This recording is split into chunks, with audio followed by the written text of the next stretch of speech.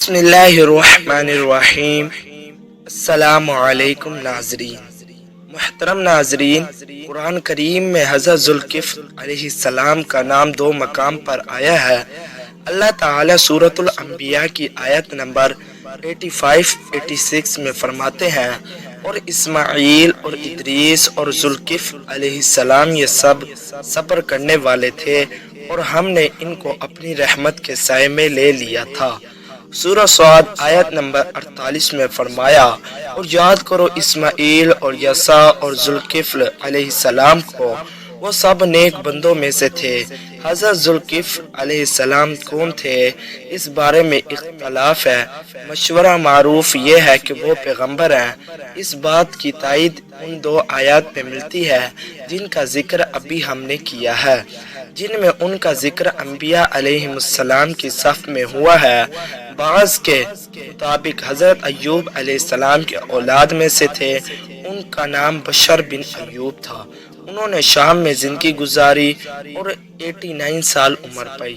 بعض نے لکھا کہ انہوں نے 72 سال عمر پائی۔ اپنے بیٹے عبدان کو اپنا وصی جانشین بنایا۔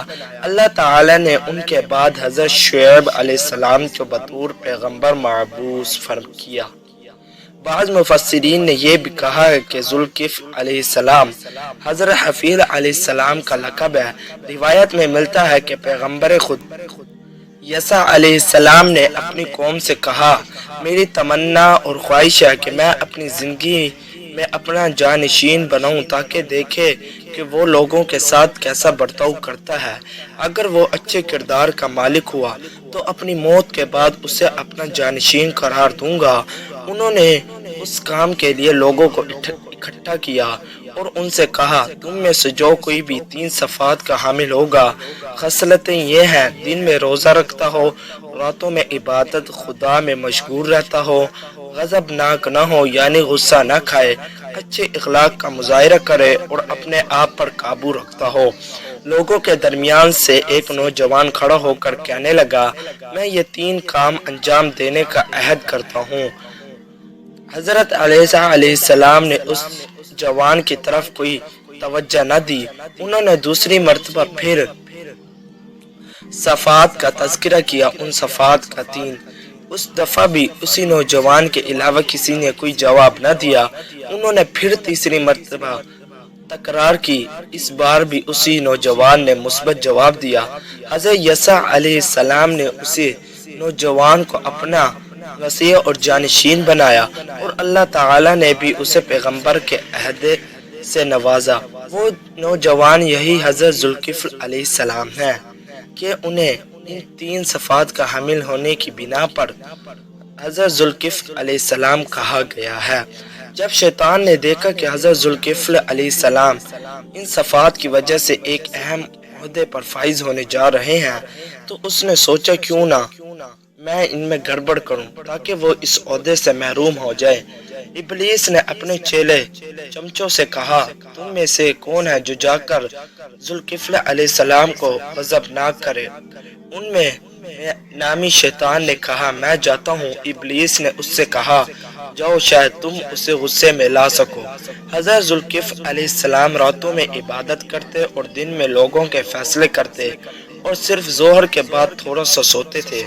جناب ذوالکفل علیہ السلام اپنے معمول کے مطابق ظہر سونے کی نیت سے اپنے بستر پر لیٹ ہی رہے تھے کہ اچانک ابلیس ان کے دروازے پر آ کر فریاد کرتا ہے، مجھ پر ظلم ہوا ہے، میری مدد کریں۔ ذوالکفل علیہ السلام بستر سے اٹھ کر دروازے پر آئے اور اس سے کہا، جاؤ اور اس شخص کو یہاں پر لے آؤ تاکہ میں اس سے تمہارے حق لوں۔ ابلیس نے کہا، وہ یہاں پر نہیں آتا اور میں اس وقت تک نہیں جاؤں گا جب تک مجھے میرا حق نہ مل جائے۔ جناب ذوالکفل علیہ السلام نے ابلیس کو اپنی انگوٹھی دی اور فرمایا، جس نے تمہارے اوپر ظلم کیا اسے یہ میری انگوٹھی دکھا کر یہاں لے آؤ۔ ابلیس نے انگوٹھی لی اور وہاں سے چلا گیا۔ اگلے دن پھر دوپہر کو سونے کے وقت پریشانی کے عالم میں جناب حضرت ذوالکفل علیہ السلام کے دروازے پر آیا اور فریاد کی، میں مظلوم ہوں، میری مدد کریں۔ جس نے مجھ پر ظلم کیا ہے اسے آپ کی انگوٹھی کی کوئی پرواہ نہیں۔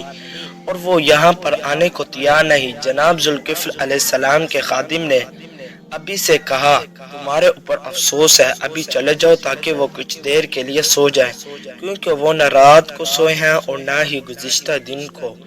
میں اے مظلوم ہوں، جب تک وہ میرا حق نہیں دلاتے انہیں سونے نہیں دوں گا۔ عبیز نے کہا میں مظلوم ہوں، جب تک وہ میرا حق نہیں دیتے میں انہیں سونے نہیں دوں گا۔ خادم نے سارا واقعہ جناب ذوالکفل علیہ السلام کے سامنے بیان کیا۔ انہوں نے اس شخص کے نام ایک خط لکھا جس نے عبیس پر ظلم کیا تھا۔ خط کے آخر میں اپنی مہر لگائی، خادم کو جا دیا تاکہ وہ ابھی جا کر پہنچا دے، عبیس تک پہنچا دے جو بھی تھا وہ۔ خادم نے وہ خط عبیس کو دیا، عبیس نے خط لیا اور وہاں سے چلا گیا۔ وہ آئندہ روز پھر نیند کے وقت جناب ذوالکفل علیہ السلام کے دروازے پر آ کر فریاد کرنے لگا، میرے اوپر ظلم ہوا ہے، میری مدد کریں۔ اس ظالم نے آپ کے خط کو بھی کوئی اہمیت نہیں دی ہے۔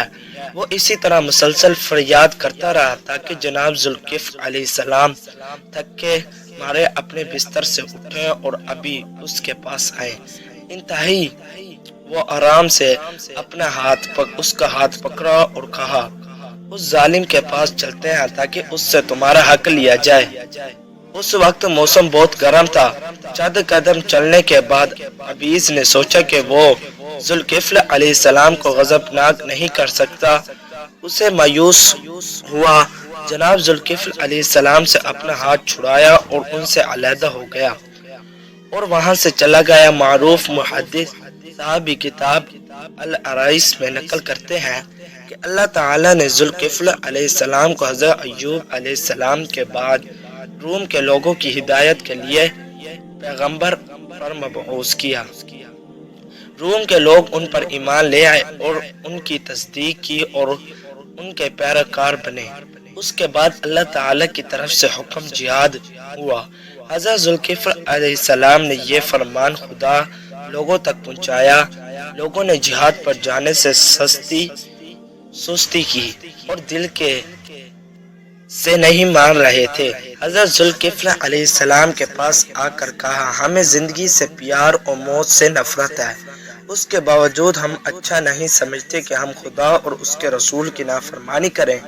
اگر آپ خدا کی بارگاہ میں دعا کریں کہ ہمیں طولانی عمر دے، یعنی کہ لمبی عمر دے، اور موت کو ہم سے اس وقت تک دور رکھے جب تک ہم خود نہ مانگے، تو اس صورت میں ہم خدا کی عبادت بھی کریں گے اور اس کے دشمنوں سے جہاد بھی کریں گے۔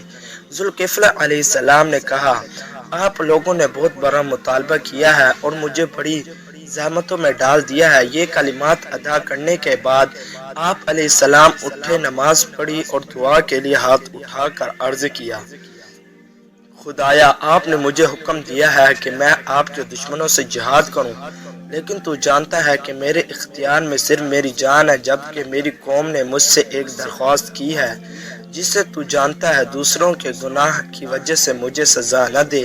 میں تیری بارگاہ کی پناہ مانگتا ہوں۔ اللہ تعالیٰ نے یوں وحی نازل فرمائی، اے ذوالکفل علیہ السلام میں نے تمہاری قوم کی بات سنی ہے اور میں اس کی دعا مستجاب کرتا ہوں۔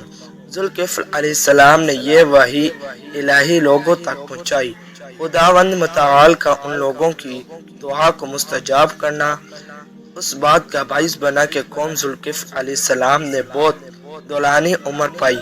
صرف وہی لوگ موت کی آغوش میں جاتے جو موت کا مطالبہ کرتے اور آپ کے بڑھنے اور موت نہ آنے کی وجہ سے، یعنی کہ ان کی عمریں بڑھنے اور موت نہ آنے کی وجہ سے ان کی آبادی اس قدر زیادہ ہو گئی کہ ان کی زندگی مصائب و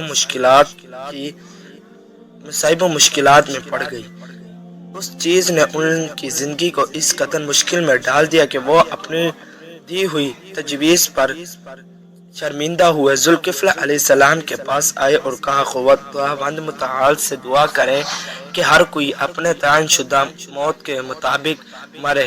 خداوند کریم نے ذوالکفل علیہ السلام پر وحی نازل فرمائی، کیا تمہاری قوم یہ نہیں جانتی کہ جو کچھ میں نے ان کے لیے منتخب کر رکھا ہے وہ اس سے کہیں بہتر ہے جس کا وہ خود انتخاب کرتے ہیں۔ اس کے بعد ان لوگوں کی عمریں ان کی موت کے مطابق قرار دی۔ سارے لوگ یہ سمجھ گئے کہ موت در حقیقت ہے ایک نعمت ہے۔ اگر آپ کو ہماری آج کی ویڈیو اچھی لگی ہو تو ہمارے چینل کو سبسکرائب کر لیں۔ اللہ حافظ۔